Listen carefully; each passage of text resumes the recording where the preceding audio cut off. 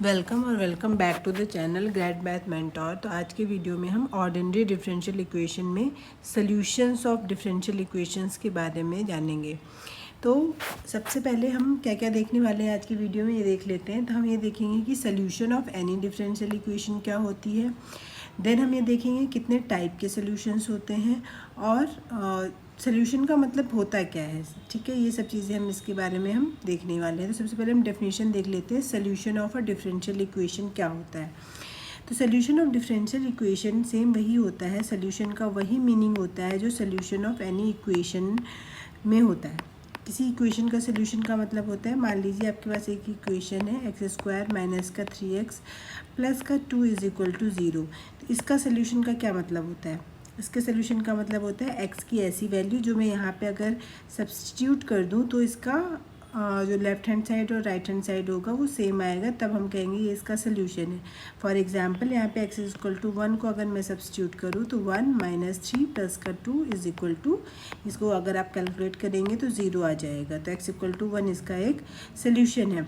इसके साथ में एक और भी सोल्यूशन हो सकता है इसका, ऐसा तो है नहीं कि सिर्फ एक ही सोल्यूशन होता है। अगर मान लीजिए हम यहाँ पे x इज इक्वल टू से 2 पुट करते हैं तो ये क्या बनेगा, 2 2 ज़ा 4, 3 3 ज़ा 6 प्लस का 2। अगेन ये वैल्यू 0 आ गई, तो इसका मतलब इसके ये दोनों इसके सोल्यूशन हो गए। ओके, तो हमको यहाँ पे भी सोल्यूशन ऑफ डिफरेंशियल इक्वेशन का भी सेम वही मीनिंग होता है। कोई भी अगर डिफरेंशियल इक्वेशन है, से एक डिफरेंशियल इक्वेशन है, उसमें आपके n ऑर्डर तक का डिफरेंशियल कोफिशिएंट यूज़ हुआ है। ठीक है, तो मान लीजिए कोई इक्वेशन है जिसमें x y और ये dy/dx यूज़ हुआ है। देन आपका सेकेंड ऑर्डर का भी डिफरेंशियल इक्वेशन कोफिशिएंट यूज़ किया है आपने, dot dot dot n order तक के आपने डिफरेंशियल कोफिशिएंट आपके अगर यूज़ हैं किसी भी डिफरेंशियल इक्वेशन में, ये आपकी जनरल फॉर्म हो गई। तो इस टाइप की अगर कोई इक्वेशन है तो ये डिफरेंशियल इक्वेशन हो गई। इस डिफरेंशियल इक्वेशन के सोल्यूशन का मतलब है एक ऐसा रिलेशन जिसमें इंडिपेंडेंट और डिपेंडेंट वेरिएबल के बीच में एक ऐसी इक्वेशन या इनके बीच में एक ऐसा कुछ रिलेशन बनेगा जो इसमें अगर मैं सब्स्टिट्यूट कर दूं तो ये लेफ्ट हैंड साइड और राइट हैंड साइड इक्वल आ जाएंगे, यानी कि ये जो रिलेशन है वो इस इक्वेशन को सेटिस्फाई करेगा। तब हम कहेंगे कि ये सल्यूशन है ऊपर वाली डिफरेंशियल इक्वेशन का। ठीक है, क्या हुआ इसका meaning, solution of differential equation का क्या मतलब है, any relation between dependent and independent. Dependent यहाँ पे y होता है, इंडिपेंडेंट यहाँ पे x होता है। When substituted in the differential equation it satisfies the differential equation, then it's called solution of differential equation. Example देख लेते हैं कि कैसे आप देखेंगे कि ये इसका सोल्यूशन है या नहीं है। तो एक छोटा सा एग्जाम्पल ले लेते हैं, y is equal to a/x plus b है। ओके, और a और b आपके कांस्टेंट्स हैं। आपको बोला जा रहा है क्या ये सोल्यूशन है इसका, y डबल डैश प्लस का 2/x into y dash is equal to 0। तो ये डिफरेंशियल इक्वेशन है, आपको कहा जा रहा है ये इसका सोल्यूशन है। आप देख सकते हैं जो सोल्यूशन आपको पूछा जा रहा है वो y और x के बीच में एक रिलेशन है। इसको इसका सोल्यूशन दिखाने के लिए आपको क्या करना पड़ेगा, दो तरीके हैं। आप इसका सोल्यूशन निकालिए, अगर आपका ये सोल्यूशन आ जाता है तो ये आप कह सकते हैं कि ये रिलेशन इनका सोल्यूशन है। बट आपको पता है अभी आपने सोल्यूशन निकालना नहीं सीखा है, तो इस वजह से सोल्यूशन अगर आपको ऑलरेडी पता है और आपको चेक करना है ये इसका सोल्यूशन है कि नहीं, तो सिंपल तरीका है, इसको सेटिस्फाई करवाइए। सेटिस्फाई कराने के लिए आपको पता है इसमें क्या क्या टर्म्स यूज़ करने पड़ रहे हैं। एक वाई डैश निकालना पड़ेगा, एक वाई डबल डैश। तो पहले आप यहाँ से वाई डैश निकाल लीजिए। यहाँ से अगर आप वाई डैश को कैलकुलेट करते हैं तो आपको मिलेगा माइनस का a/x²। Y double dash calculate करते हैं तो आपको मिलेगा, इसको आप ऐसा भी लिख सकते हैं, माइनस से x⁻²। देन ये हो जाएगा आपके पास 2a और x³ हो जाएगा, तो अपॉन में आ जाएगा आपका 3। अब सारी वैल्यूज़ निकल गई, जो भी रिक्वायर्ड थी वो आप इसमें रखिए। 2a अपॉन में x³ हो जाएगा प्लस का 2 अपॉन में x हो जाएगा। वाई डैश की वैल्यू है आपकी माइनस का a अपॉन में x²। आप देखिए ये बनेगा माइनस का 2a अपॉन x³। ये 2a अपॉन में x³ दोनों के ऐड करेंगे तो वैल्यू आ जाएगी 0, यानी कि ये रिलेशन इसका एक सोल्यूशन है। अगर ये सेटिस्फाई नहीं होता तो ये इसका सोल्यूशन नहीं होता। As simple as that. एक और देख लेते हैं। तो ये आप यूज़ कर सकते हैं। मान लीजिए आपने एग्ज़ाम में आपके पास कई बार ऑब्जेक्टिव क्वेश्चन आता है कि आपको एक डिफरेंशियल इक्वेशन दे दी और 4 ऑप्शन दे देगा कि इन चारों में से बताइए कौन सा इसका सोल्यूशन है। तो आपको क्या करना है, इन चारों में से आप सेटिस्फाई करवाना स्टार्ट करिए। अगर आपको मेथड नहीं पता है सॉल्व करने का तो आप सेटिस्फाई करवाइए। सेटिस्फाई करवाने में जो सेटिस्फाई कर देगा वही सोल्यूशन होगा, जो नहीं करेगा वो आप अपना ही वहाँ पे आप उसे कैंसिल कर देंगे कि ये वाला ऑप्शन सही नहीं होगा। तो इस तरीके से आप कर सकते हैं। एक और क्वेश्चन ट्राई कर लेते हैं। मान लीजिए आपको गिवन है y = a cos mx plus का b और आपको बताना है क्या ये इसका सोल्यूशन है y" प्लस m² y = 0 का। तो आप तुरंत इस रिलेशन से इसके अकॉर्डिंग जो भी आपको टर्म्स चाहिए वो आप निकाल लीजिए। y' निकालेंगे, y' चाहिए नहीं बट y" के लिए तो y' आपको निकालना ही पड़ेगा। तो ये वाली वैल्यू आ जाएगी -a sin mx प्लस का b और mx में फिर करेंगे तो इंटू में m आ जाएगा। तो हम हमने आगे लिख लिया। y" करेंगे तो -m² a साइन का अगेन कॉस हो जाएगा, mx प्लस का b हो जाएगा। अब यहाँ पे रखेंगे वैल्यू तो y" की वैल्यू है -m² a cos mx plus का b प्लस का m²। y की वैल्यू कितनी है, ये a cos mx प्लस का b। आप देखिए दोनों सेम चीज़ बन गई तो = कितना आ जाएगा 0, यानी कि ये रिलेशन इसका सोल्यूशन है। तो आई होप आपको सोल्यूशन का मतलब तो क्लियर हो गया होगा। अब आगे बात कर लेते हैं सोल्यूशन कितने टाइप के होते हैं। तो सोल्यूशन होता है किसी भी डिफरेंशियल इक्वेशन का 3 टाइप के सोल्यूशन होते हैं। सबसे पहला सोल्यूशन होता है जिसे हम कहते हैं जनरल सोल्यूशन। देन सेकंड आता है उसे हम कहते हैं पर्टिकुलर सोल्यूशन और लास्ट में आता है सिंगुलर सोल्यूशन।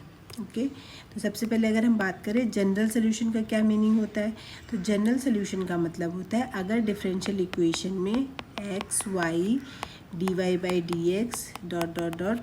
nth ऑर्डर के डिफरेंशियल कोफिशिएंट आपने यूज़ किए हुए हैं =0, यानी कि nth ऑर्डर आपका इसका n ऑर्डर की डिफरेंशियल इक्वेशन है। तो जनरल सोल्यूशन में y और x में रिलेशन होगा। ठीक है, किसका रिलेशन होगा, x और y का, बट साथ में आपके n आर्बिट्रेरी कॉन्स्टेंट्स भी आएंगे। ठीक है, यानी कि n ऑर्डर की डिफरेंशियल इक्वेशन है तो आपके n कांस्टेंट के साथ n आर्बिट्रेरी कांस्टेंट के साथ एक रिलेशन बनेगा, इसको ही हम जनरल सोल्यूशन कहेंगे। सिंपल। देन पर्टिकुलर सोल्यूशन क्या होता है, पर्टिकुलर सोल्यूशन का मतलब होता है इन आर्बिट्रेरी कांस्टेंट में किसी भी एक की या सब की, एक या एक से ज़्यादा या सब की कोई पर्टिकुलर वैल्यू अगर आप रख देते हो तो उसके बाद ये सोल्यूशन जो भी बनेगा, मतलब जनरल सोल्यूशन से ही अगर आप C1 C2 इनमें से किसी भी एक या सब की वैल्यू अगर आप कुछ भी एक आर्बिट्रेरी है तो आप कुछ भी सब्स्टिट्यूट कर सकते हो। कोई भी वैल्यू सब्स्टिट्यूट करने के बाद जो वैल्यू आएगी वो भी एक सोल्यूशन ही बनेगी, लेकिन उसको हम कहेंगे पर्टिकुलर सोल्यूशन। पर्टिकुलर मतलब एक पर्टिकुलर वैल्यू के लिए उसका सोल्यूशन है, इस वजह से इसको पर्टिकुलर सोल्यूशन कहते हैं। फाइनली बात कर लेते हैं सिंगुलर सोल्यूशन का क्या होता है। सिंगुलर सोल्यूशन क्या होता है, ये भी रिलेशन ही होगा जो x और y में होगा, लेकिन ये रिलेशन आप कहीं से भी जनरल सोल्यूशन से डिराइव नहीं कर सकते। मतलब जैसे पर्टिकुलर सोल्यूशन में क्या है, आप कोई वैल्यू सब्स्टिट्यूट करोगे तो आपको वैल्यू मिल जाएगी, लेकिन जनरल सोल्यूशन में आप किसी भी आर्बिट्रेरी कांस्टेंट की कोई सी भी वैल्यू रख के देख लीजिए, कुछ भी आप मिस एंड मैच करके दिखवा लीजिए, मिक्स करके देखेंगे तो भी आपको कभी भी ये सिंगुलर सोल्यूशन आपको इससे डिराइव तो नहीं हो पाएगा। सोल्यूशन है बट जनरल सोल्यूशन से डिराइव नहीं हो रहा है, तब हम इस सोल्यूशन को सिंगुलर सोल्यूशन कहेंगे। ओके तो चलिए रिकॉल कर लेते हैं। जैसे कि आपको अभी हमने देखा सोल्यूशन का मतलब होता है सिंपल सेटिस्फाई करवाना इक्वेशन, बट अगर उस रिलेशन में n ऑर्डर की डिफरेंशियल इक्वेशन के लिए ही n आर्बिट्रेरी कांस्टेंट है अगर, तब हम उस सोल्यूशन को कहते हैं जनरल सोल्यूशन। पर्टिकुलर सोल्यूशन कैसे होता है, उन्हीं आर्बिट्रेरी कांस्टेंट में वन और more of an independent arbitrary constant की अगर कोई पर्टिकुलर वैल्यू अगर आप सब्स्टिट्यूट करते हैं तो उसे हम पर्टिकुलर सोल्यूशन कहते हैं। देन फाइनली आता है सिंगुलर सोल्यूशन। सिंगुलर सोल्यूशन में एक ऐसा सोल्यूशन होता है जो कि can not be obtain from any general solution by any choice of independent arbitrary constant is called singular solution. Okay, तो एग्जाम्पल देख लेते हैं, तो उससे आपको सब चीज़ें क्लियर हो जाएंगी। एक एग्जाम्पल ले लेते हैं। सबसे पहला एग्जाम्पल हमने ले लिया। सपोज करिए आपके पास एक इक्वेशन है y डबल डैश माइनस का 3y डैश प्लस का 2y इज इक्वल टू 0। ठीक है, तो सोल्यूशन निकालना तो हमें आता नहीं है, बट अगर मैं इसकी बात करूँ c1 e की पावर x प्लस का c2 e की पावर 2x की अगर हम बात करते हैं, तो ये इक्वेशन जो है, ये रिलेशन है y और x के बीच में, आप देख ही रहे हैं। तो ये क्या करेगा, आप इसको सेटिस्फाई करवा के देख सकते हैं। ये इसका एक सोल्यूशन है। तो ये इसका सोल्यूशन है। तो कौन से टाइप का सोल्यूशन है, अगर आप देखेंगे इसमें, तो आप देख सकते हैं ये 2 ऑर्डर की डिफरेंशियल इक्वेशन है।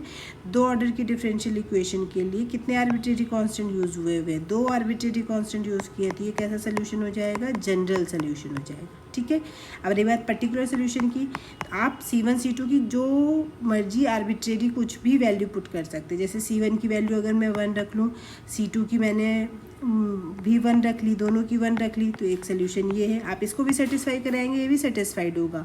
बट चूंकि इसमें आर्बिट्रेरी कांस्टेंट नहीं है, तो ये जनरल सोल्यूशन नहीं है। बट C1 C2 की ही कोई वैल्यू रख के आपने निकाला है, तो इसको हम कहेंगे पर्टिकुलर सोल्यूशन।